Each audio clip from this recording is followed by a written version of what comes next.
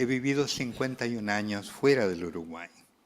Yo salí de aquí cuando tenía 18, cumplí 19 la semana después que salí, allá por el año 65. Y vine a cumplir mis 70 aquí. Decidí celebrar mis 70 pasando un par de meses en el Uruguay, algo que no he hecho en los últimos 50 años. He hecho muchas visitas, pero cortitas, de pocos días cada vez, porque tengo un ministerio que me requiere viajar mucho, un promedio como de 10 países por año en América Latina. He estado centenares de veces en esos lugares. Perfecto. Bueno, la tecnología y yo no nos llevamos muy bien. Tuve que pedirle al hermano que me apagara el teléfono porque no sabía cómo hacerlo para que no vaya a sonar. Este es el libro, o sea, esta es la copia de Celia, la esposa del pastor. Se llama Machismo y Matriarcado, raíces tóxicas que marchitan la cultura latinoamericana. La niñez es un tiempo feliz, pero desgraciadamente, porque todos los niños son hijos nuestros, de pecadores, hay aspectos no tan felices de la niñez para todos nosotros. Todos nosotros hemos experimentado hogares donde el pecado ha causado conflictos, ha causado desuniones y críticas. No sé por qué esto está sonando así.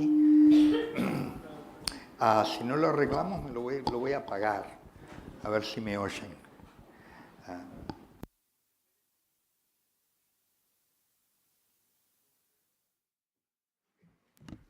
A veces cuando quiere. Exacto. Bueno, ahora sí van a escuchar. Como el hermano brasilero, qué bien que hablas el español siendo brasilero, me asombra. Perfectamente, me impresionó mucho. Yo quisiera hablar el español también, así como ustedes, pero he vivido en Francia, he vivido en varios países y he tenido que aprender varios idiomas, entonces todos ellos los hablo mal, con un medio atravesado y medio... pero quiero decirles de que después de haber trabajado unos 30 años en el ministerio, viajando y enseñando en algunas universidades, gobierno ha sido mi tema. Conversábamos hace un ratito, nos conocimos en el 92 en un panel sobre la política allá en otro país. Pero después de haber viajado, observado y haberme vinculado con muchos líderes, una de las cosas que el Señor me ha permitido hacer es identificar líderes de alta promesa en sus 30, líderes que ya están probados y están lanzándose, y ayudarlos a obtener maestrías y doctorados en una universidad cristiana con una cosmovisión bíblica y servirles de mentor durante ese periodo de sus estudios, más o menos con unos 100 de ellos hasta ahora. Así que he podido observar el recorrido de muchos líderes amigos, los tengo por todo el continente, es un gran privilegio que Dios me ha dado. Pero mi tema ha sido la transformación de la cultura. ¿Cómo podemos transformar nuestra cultura en base a la palabra de Dios? Porque nuestra cultura no se formó en base a la palabra de Dios. Eso lo vamos a reflexionar el año próximo, cuando se cumplan los 500 años del comienzo de la Reforma Protestante, que resultó de la difusión de este libro, de la Biblia. Y empezó en aquellos países, regiones y lugares donde se la tomó en serio, empezó a transformar primero la iglesia y claro, los individuos, que es donde realmente comienza la transformación, también la familia. Y pues ese ha sido mi tema, pero me di cuenta que después de trabajar con todos estos políticos amigos, preciosos, cristianos, en todo el continente hay cristianos que están metidos en los gobiernos, Dios los ha llamado. Hubo una época que fue como una epidemia, luego se calmó un poco, ahora está volviendo a resurgir. me di cuenta de que el problema nuestro, el problema cultural, el problema fundamental, lo que nos hace diferentes a otras culturas, como les digo, viví en Europa por unos cuantos años y he viajado por muchos otros países. El problema fundamental está en la familia. Porque es en la familia donde se engendran los hijos, es en la familia donde se deforman los hijos, y esos hijos deformados luego se vuelven en líderes, y esas deformaciones que aprendieron cuando tenían 2 años de edad, observando a los adultos en su casa, esas afectan la manera en que gobiernan, la manera en que hacen negocios, la manera en que se casan, la manera en que crían sus hijos, etcétera, etcétera, etcétera. Entonces tenemos que empezar en la familia, es mi convicción. Entonces en esta noche, qué lindo que tienen un reloj tan grande. Lo que pasa es que me olvidé de ver a qué hora tengo que terminar. Tomás, ¿a qué hora apagamos la luz acá? Bueno, no. Estoy seguro que tiene que ser antes. Veo las 8:26. ¿Qué tal si voy hasta las 9:15? ¿Puedo ir? Perfecto. Bueno, ni un minuto más. Está perfecto. Ya tengo mis órdenes, mis instrucciones. Quiero hablar de la familia. Quiero hablar del matrimonio. Es fundamental. Seas jovencito y estás mirando y ni pensando en esas cosas, o ya más joven y pensando seriamente en esas cosas, o hayamos pasado ya por 2 o 3 matrimonios o quién sabe qué cosas, no importa en qué etapa de la vida estemos, el matrimonio es clave. Me encanta vuestro país. Oro por México. Pasé 2 meses en México este año pasado y pienso pasar otros 2 este año y probablemente indefinidamente 2 meses se van a tener que tocar a esa gran nación. Es el país de habla hispana más populoso del mundo. Es muy importante para todos nosotros. Como dicen ellos, pobre México, tan lejos de Dios y tan cerca de Estados Unidos. Eso me lo enseñó un senador cristiano de allá de Nayarit. Quiero leer algo de la palabra y si la tienen impresa o en sus aparatitos, busquémosla por favor, empezando en Génesis, que es donde empieza todo. Claro, ¿no? Que decía Francis Schaeffer, todo lo que tenemos que saber empieza en los primeros 11 capítulos de la Biblia. Yo creo que en los primeros 3 ya basta, pero respeto la opinión de Francis Schaeffer, un gran maestro del siglo pasado. Y ahí vemos en el primer capítulo, claro, todo lo que tiene que ver con el ordenamiento de la creación de Dios, Dios trabajando y ordenando lo que está creando. Segundo capítulo crea a los seres humanos. Empieza con Adán. Dice el versículo 7, entonces Jehová Dios formó al hombre del polvo de la tierra, sopló en su nariz aliento de vida y fue el hombre un ser viviente. Hay tanto ahí que se podría extraer, pero no es este el momento. Sin embargo, continuando ahora con el versículo 18, dijo Jehová Dios, no es bueno que el hombre esté solo, le haré ayuda idónea para él. Y sin embargo, en el versículo 19, el próximo, no le hace una ayuda idónea. Lo que hace es formar de la tierra toda bestia del campo, ave de los cielos, y se los trae a Adán para ver cómo les ha de llamar. Y todo lo que Adán les llama, ese va a ser el nombre de esas criaturas. Qué interesante cómo Dios prepara al primer ser humano, al varón Adán, lo prepara antes de presentarle a su mujer. ¿Ves? Hay que prepararse para el matrimonio, no es abalanzarse y agarrar. Hay que estar preparado. Y Dios cuidadosamente nos prepara si le prestamos atención. Voy a pasar por alto el sentido de estas cosas, porque cuando Adán le da nombre a cada ser, cada animal, cada bestia, cada ave, está ejerciendo dominio. Nombrar es ejercer dominio, por eso tenemos que estudiar, para saber cómo nombrar las cosas, las ideas, los hechos, la ciencia, tenemos que adquirir dominio sobre la creación que Dios creó y nos puso como mayordomos para que la usemos para Él, y en los estudios son importantísimos, no tengo que enfatizarlo aquí, pero en muchos lugares sí es necesario enfatizarlo. Y entonces dice, versículo 20, puso Adán nombre a toda bestia y ave de los cielos y a todo ganado del campo, mas para Adán no se halló ayuda idónea para él. Obviamente Dios sabía eso, Él ya había dicho, le voy a hacer una ayuda idónea. Al que no sabía era Adán. Observaba estas criaturas que Dios le traía. Yo creo, mi teoría personal, es de que empezó con seres muy sencillos, tal vez unicelulares. Y como Adán vivió 900 y pico de años, obviamente tenía mejores ojos que yo y que usted. Le duraron mucho más. Posiblemente podía discernir cosas, detalles ínfimos que para nosotros no son posibles. El hecho es de que fue progresivamente enseñándole cómo se desarrollan estos animales. Y de ahí viene todo lo que la teoría moderna de la evolución muestra, la conexión, ¿verdad?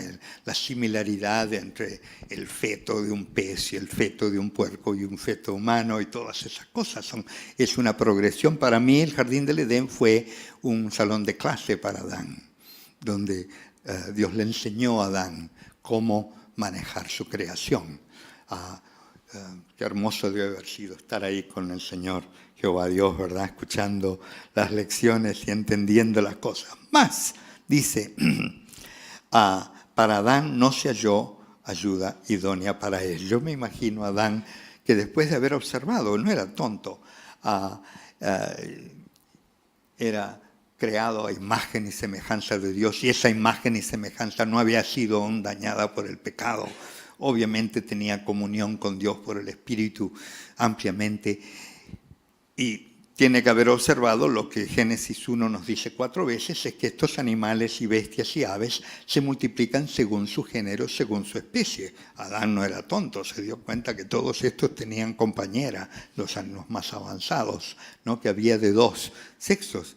Por eso llegó un momento en que dijo, pero papá, ¿y yo?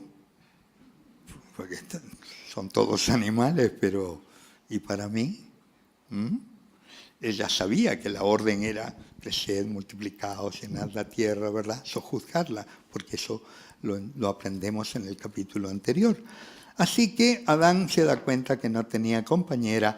21, versículo 21, 2:21. Entonces Jehová Dios hizo caer sueño profundo sobre Adán, y mientras éste dormía, tomó una de sus costillas y cerró la carne en su lugar. Qué cuidadoso, qué esmerado, qué prolijo, ¿no? De parte de Dios, cerró la cosa. Y de la costilla que Jehová Dios tomó del hombre, hizo una mujer y se la trajo al hombre. Qué despertar tiene que haber sido aquel para Adán, cuando al despertar Dios le presenta su futura.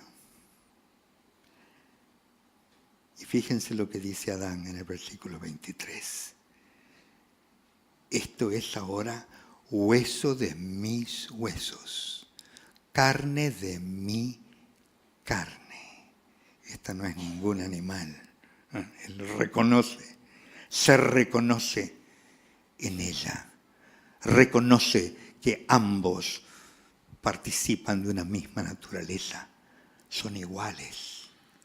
Hueso de mi hueso, carne de mi carne. Esta será llamada varona, porque del varón fue tomada. Y inmediatamente Dios expresa el mandato matrimonial, versículo 24. Por tanto, dejará el hombre a su padre y a su madre, y se unirá a su mujer, y serán una sola carne. Esta es la voluntad de Dios para el matrimonio. Una unión tan fuerte, tan completa, que serán una sola carne. Jesús le añadió cuando citó esto, como leemos en Marcos capítulo 10. Dice, ya no serán más dos, sino una sola carne. Ese es el plan de Dios, ese es el propósito de Dios. Pastor, ¿usted puede mandar a alguien joven a traerme un vaso de agua? Le agradezco. Allá hay una que se levantó. Gracias. Tuve un cáncer hace unos años atrás y el tratamiento del cáncer me arruinó las glándulas salivarias, entonces me seca la boca y me olvidé de decírselo. Ya viene, gracias. Muchísimas gracias.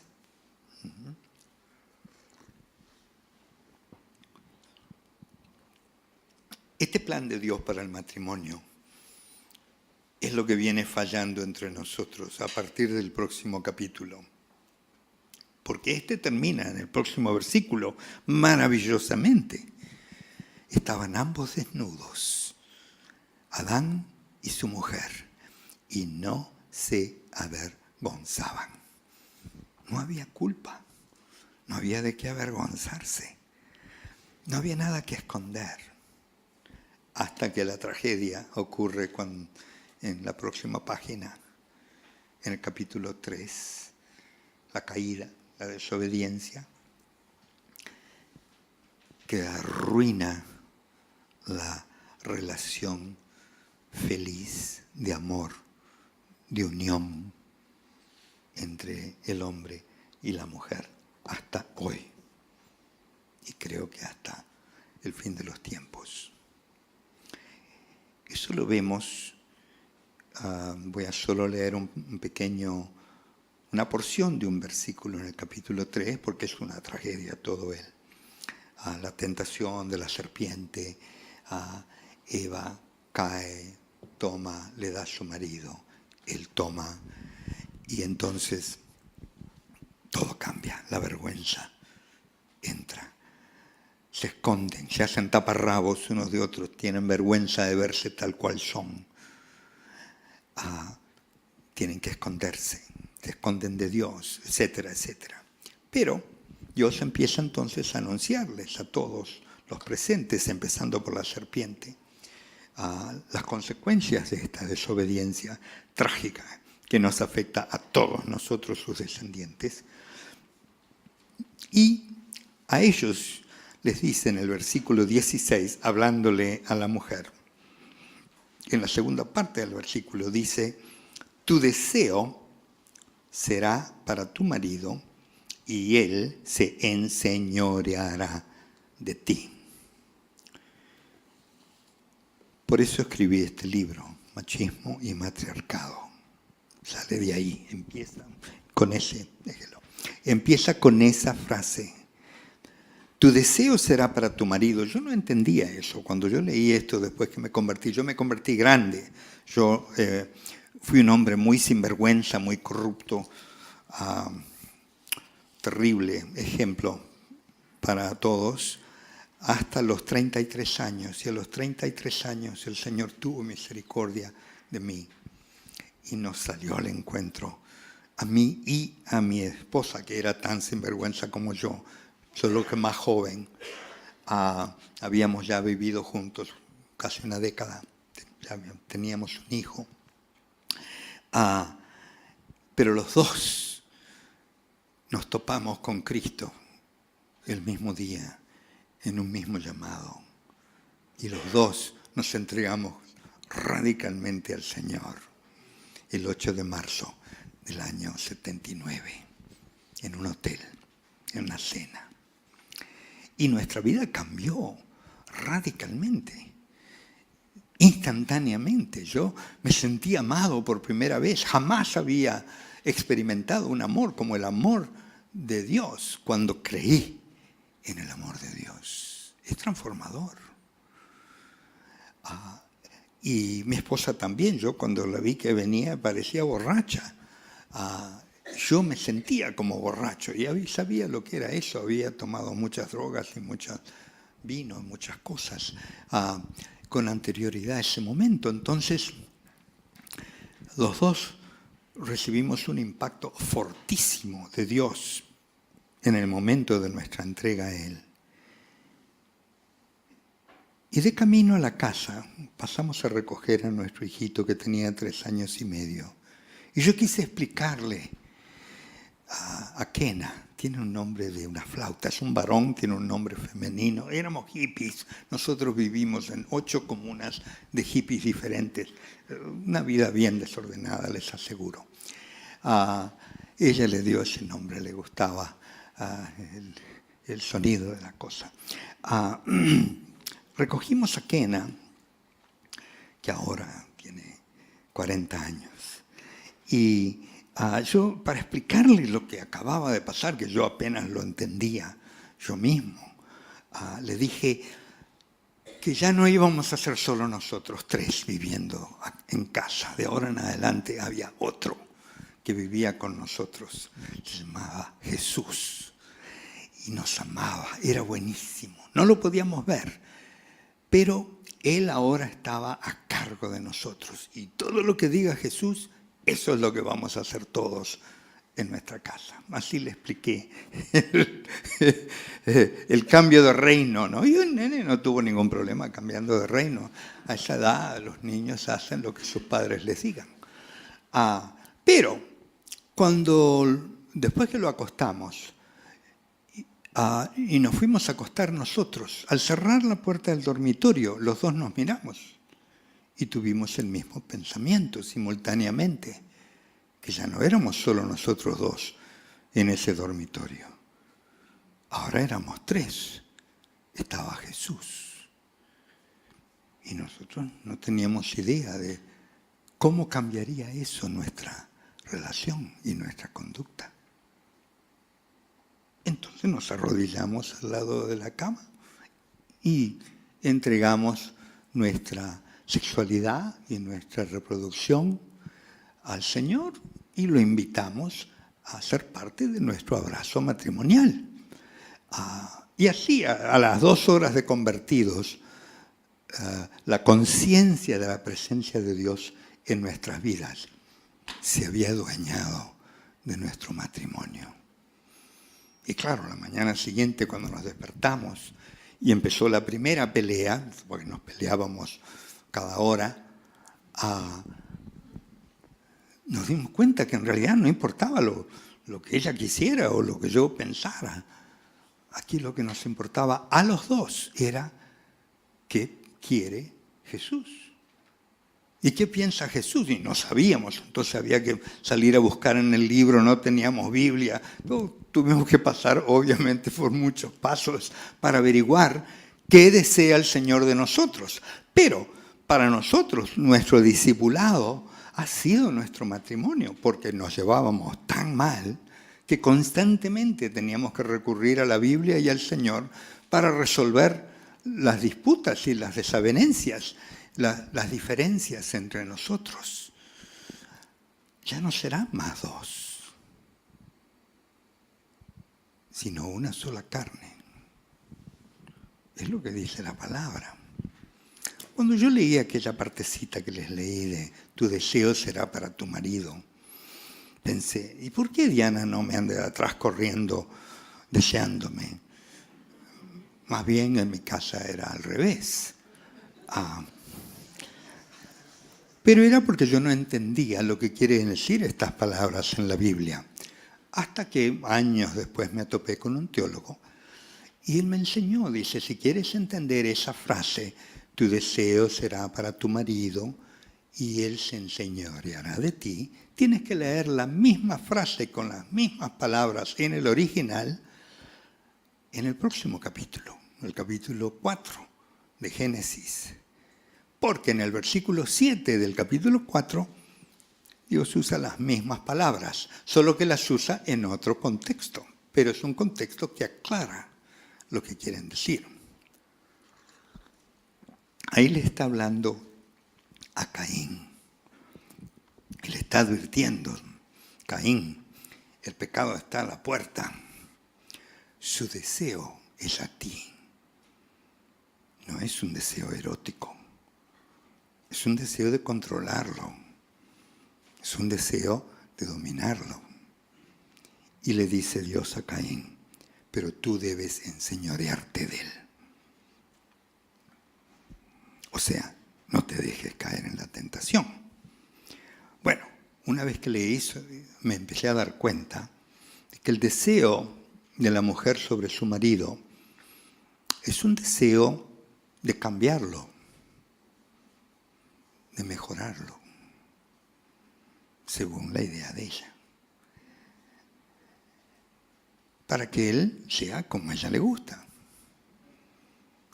que le haga los justos, que la trate como ella siente que debe ser tratada. Básicamente, la mujer, a causa del pecado y con la mejor de las intenciones al principio, quiere terminar de criar al marido, porque la mamá lo crió hasta cierto punto, pero quedaron unos asuntitos que todos veo por la sonrisa que ustedes entienden de qué se trata, y por eso el libro no se llama solo machismo, se llama machismo y matriarcado. Porque ese instinto maternal que Dios nos ha dado, precioso, sacrosanto, lo mejor, cuando se reviste de pecado, y todos nosotros somos hijos de Adán y de Eva, entonces no hay otra, se vuelve en una fuerza, en una influencia indebida y controladora, que quiere hacer al otro a su imagen, quieren que el otro haga lo que ella quiere. Y el hombre ni que hablar, él se enseñoreará de ti, con la pata arriba si puede, y si no puede, de otras maneras, algunos grosera y violentamente, otros más con más educación y delicadeza, pero básicamente, hermanas, yo tengo malas noticias para ustedes. Nosotros los varones, desde Adán en adelante, nos consideramos superiores a ustedes. Todas ustedes lo saben, nadie lo dice, pero es la verdad universal. Nosotros creemos que ustedes existen para nosotros, para nuestro placer, para hacernos los justos, para darnos hijos y criarlos, para arreglar la casa y cocinarnos y hacer las cosas como a nosotros nos gustan. Esa es la agenda del ser humano varón a partir del pecado, es enseñorearse de la mujer, adueñarse, usarla. Y hermanos, las mujeres también nos quieren cambiar. Ellas creen que saben mejor que nosotros cómo debemos de ser. Y tienen todo un instrumental potentísimo para influir en el asunto y para llevarlo a cabo. Entonces, básicamente estos dos, Adán y Eva, a partir de este momento, y todos nosotros desde entonces, estamos en una competencia por el poder. ¿Quién se impone sobre quién? ¿Y cómo? Entonces, claro, eso no es el plan divino, eso no es Génesis 2, la felicidad, ese encuentro precioso entre estos dos. Esto es el pecado en nosotros, causa de inmenso dolor, de conflicto, de todas las traiciones y divisiones y los engaños que son el pan nuestro de cada día en la vida del ser humano por ser pecador. Entonces todos luchamos en contra de eso. Pero yo creo que es bueno tener claridad sobre la fuente del problema, de que hay un conflicto de dos seres egoístas. Ustedes jóvenes cuando se casen van a ser egoístas casándose con otras egoístas. Claro, tienen a Cristo. Y en Cristo ese egoísmo debe de morir todos los días para dar lugar al Espíritu de Cristo en nosotros. Pero es una batalla, no es algo automático. Entonces, esa pugna de dos seres egoístas que quieren sobreponerse al otro para que el otro sirva sus propósitos. Es la guerra de nuestros matrimonios. Por eso, aunque comienzan con tan buenas intenciones, con tan hermoso y fuerte amor unos hacia otros, a medida que se van consumando y van avanzando, vemos la infelicidad que suele ocurrir a causa del egoísmo en cada uno de nosotros, varones y mujeres. Una guerra por el poder. Los niños crecen en ese ambiente y no son tontos. Los niños cada día, casi cada día, leen un artículo nuevo sobre lo que vienen descubriendo, sobre el desarrollo del cerebro de los niños. Es fascinante lo rápido que se desarrollan, cuánto captan. Acabo de leer hace un par de días que el pequeño de 3 meses tiene más poder de observación que ese mismo bebé a los 8 meses. Tenemos más capacidad de observación recién nacidos que algún tiempo después. Porque algún tiempo después estamos absorbiendo tantas cosas que empezamos a ser como sumarios. Entonces notamos lo importante, pero el detalle, ese lo ve el bebé. El bebé nos ve las arrugas, el bebé nos ve los pelitos en el cutis. El bebé observa detenidamente y está captando y absorbiendo todo, porque de eso va a vivir el resto de su vida, de todo lo que va aprendiendo. Bueno, imagínense si no captará la guerra entre estos dos, sus padres. La captan de lejos, se da cuenta. El bebé sabe quién está a cargo en ese lugar. Y sabe quién no está a cargo. Y sabe cómo se siente el que está a cargo y se comporta, y cómo se siente la que no está a cargo. O a veces el que no está a cargo. Observa perfectamente.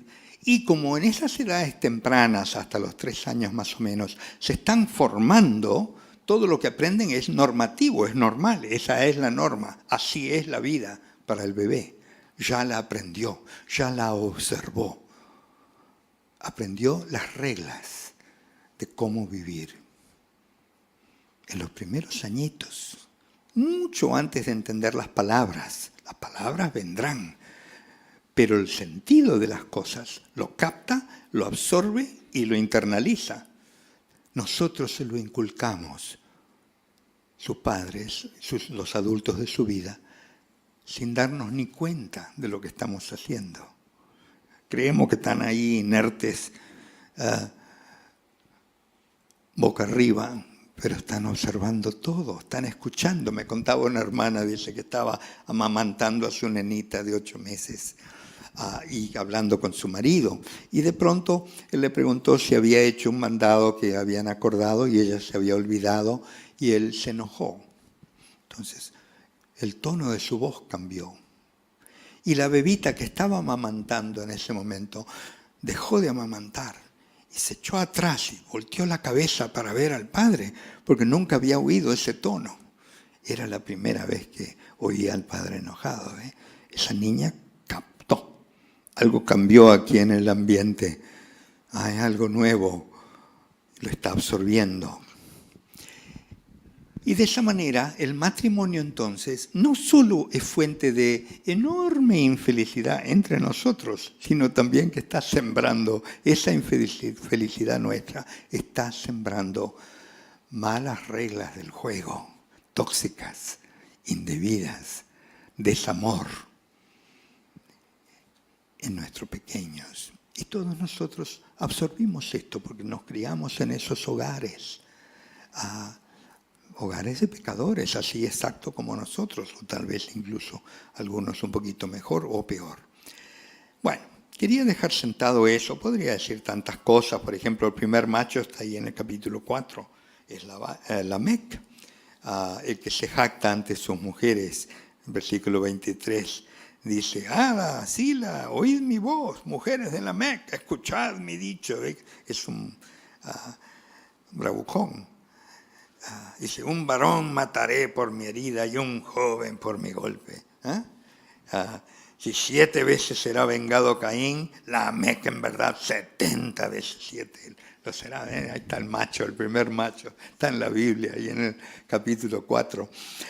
Y podemos ver lo mismo en la conducta, yo que sé, de Raquel, por ejemplo, la esposa de Isaac, engañándolo, ¿verdad?, con Jacob y Esaú y todo aquello, manipulándolo, lo que quería, ¿verdad? Ella quería que fuera Jacob, no Esaú, el que recibiera la bendición. Todo. O sea, la Biblia no esconde los hechos, están ahí a la vista.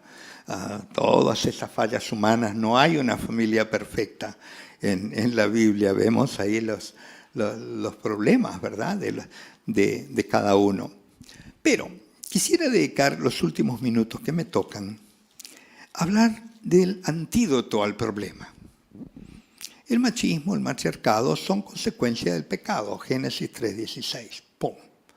Nuestra cultura los hace así. Otras culturas los hacen un poquito diferente, pero todas lo hacen, porque todos son hijos de Adán y Eva. Pero en Efesios, en el capítulo 5 de Efesios, está el mejor sumario que yo he encontrado en la Biblia sobre el plan de Dios para el matrimonio cristiano. Porque Cristo redime y nos ha redimido, espero yo, a la inmensa mayoría de los que estamos acá en el día de hoy. Empezando en el versículo 21, el párrafo empieza ahí. Dice, someteos unos a otros en el temor de Dios. Interesante, Dios nos tiene a todos sujetos, a Él y unos a otros, toda una serie de autoridades. Versículo 22, las casadas estén sujetas a sus propios maridos como al Señor. Qué horrible, hermanas, ustedes tener que sujetarse a nosotros, hombres inmaduros, hombres imperfectos, hombres caprichosos, como nosotros. Pero es lo que dice el Señor. Pero lo hacen no por nuestra bonita cara, o porque nos lo merezcamos. Lo hacen como al Señor. Lo hacen para Él. Ustedes, hermanas, sujétense a sus maridos por amor a Él. Porque cuando lo hacen, lo complacen a Él. Y ese pobre varón se va a encontrar entre dos fuerzas potentísimas, que son la gracia de Dios por encima de él y su sujeción, que es como un pararrayos atrayendo el poder de Dios a su matrimonio, para que el poder de Dios opere. La sujeción es el antídoto para el control. Una mujer sujeta no controla a su marido. Porque voluntariamente, la sujeción es siempre voluntaria, no se puede demandar, no se puede imponer, tiene que ser voluntaria. Dice, casadas, sujétense ustedes a sus maridos, no dice, maridos sujeten a sus mujeres. Es voluntaria. Entonces, al ustedes deponer voluntariamente ese poder inmenso de influencia y de potencial control que tienen, están renunciando al efecto del pecado y se están revistiendo de la misma vestidura que se revistió Jesús, que se sujetó a Dios en todo. Y los maridos, un par de versículos más abajo, se me está yendo el minuto, me quedan 4. Versículo 25. Que pare ahí, ¿verdad? Ya alcanzó con eso. Sí, que yo también quisiera que así fuera.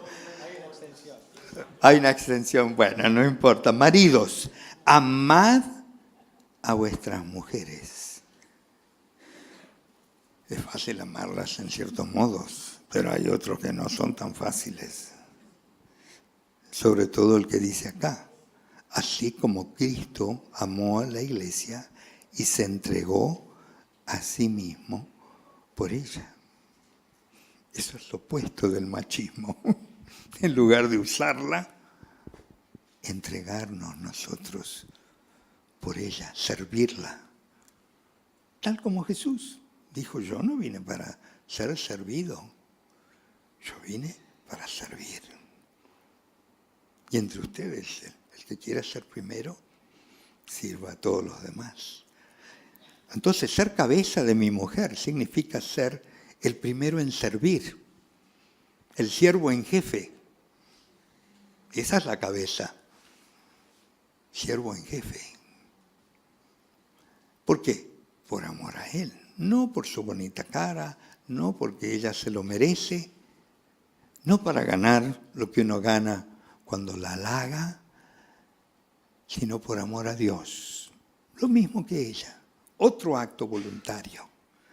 Teniendo como tenemos más poder social, ciertamente, y físico en casi todos los casos también, y más influencia, y más atribuciones, y más privilegios. Hermanos, nosotros como varones estamos llenos de privilegios que nos da la sociedad.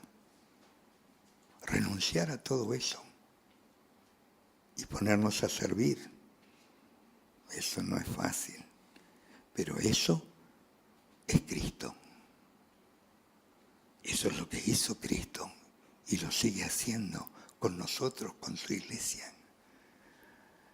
Santificándonos, como dice acá en el resto del versículo, estoy leyendo 26, para santificarla, habiéndola purificado en el lavamiento del agua por la palabra, es lo que yo estoy haciendo. Yo los estoy rociando a ustedes con la palabra. En este momento es la palabra, esta no es mi idea ni mi opinión, es la palabra de Dios, a fin de presentársela a sí mismo. O sea, nosotros maridos, presentar a nuestras mujeres al Señor, son de Él. Una iglesia, una esposa gloriosa, sin mancha ni arruga, y no se refiere a las físicas, ni cosa semejante, sino santa y sin mancha. Esa es nuestra tarea como maridos. Renunciar a todos esos privilegios, desmontarnos del caballo o del pedestal donde la sociedad nos coloca, mal enseñándonos que tenemos derechos, que somos superiores, que tenemos que ejercer el mando. Y voluntariamente, lo mismo que nuestras mujeres se deben sujetar a nosotros los maridos, entregar esas coronas de las que cantábamos al Señor y ponernos a servir a esa compañera que nos dio la ayuda idónea. Esto solo puede funcionar si nos aliamos con la ayuda mutua. No podemos solos. Yo no me veo mi machismo. Me nace, me brota por los poros. Lo aprendí en mi tempranísima infancia. Ninguno de nosotros, varones, puede ver cabalmente el efecto que tenemos sobre nuestras mujeres. Dios nos hizo diferentes, a ellas y a nosotros, a ellas muchísimo más sensibles que a nosotros en lo típico. Y nosotros, por ser insensibles, las herimos constantemente, sin querer y muchas veces queriendo, aprovechándonos. Entonces necesitamos ayuda. Si vamos a progresar en este capítulo 5 de Efesios, del 21 hasta el final del capítulo, vamos a tener que hacerlo juntos. Porque el problema del machismo y el problema del matriarcado no se puede resolver unilateralmente. Es un problema de los dos, en el cual tenemos que ayudarnos. Pero si cuando nuestras esposas tratan de ayudarnos, diciéndonos algo que necesitamos saber, porque no nos damos cuenta, las castigamos por ayudarnos, no vamos a tener mucha ayuda. Y nos vamos a quedar sin esa ayuda idónea que Dios nos dio, porque nos la dio y la necesitamos. Pero para poder aprovecharla tenemos que escucharla. Y sobre todo tenemos que escucharla con un oído sintonizado en el Espíritu Santo, en su palabra. Él es el que nos instruye. Ella puede que no sepa cómo decírnoslo, que no tenga las palabras, que tal vez su tono no sea el más diplomático en ese momento. Muchas veces creemos que es por capricho, porque ella quiere salirse con la suya, pero nos está diciendo: José, no seas necio. O a veces contundentemente, me acuerdo una vez, mi esposa, yo me casé con una norteamericana, me dice: José, en serio, ¿no? Esa voz. Dice: mira, yo no voy a dormir con un hombre que no respeto, porque sería prostituirme y no lo voy a hacer. Pero yo quiero seguir durmiendo contigo. Por tanto, respétate. Fue una bofetada muy provechosa para mí, todavía la recuerdo. Y tenemos que enseñar, hermanos, a cómo aliarnos para crecer juntos, para que nuestras pobres mujeres puedan sujetarse a estos maridos que somos nosotros y para que nosotros los maridos podamos aprender a dar la vida por nuestras mujeres y por nuestra familia para agradar al Señor. Ese es el mensaje que les quiero dejar en el día de hoy. Me gustaría orar.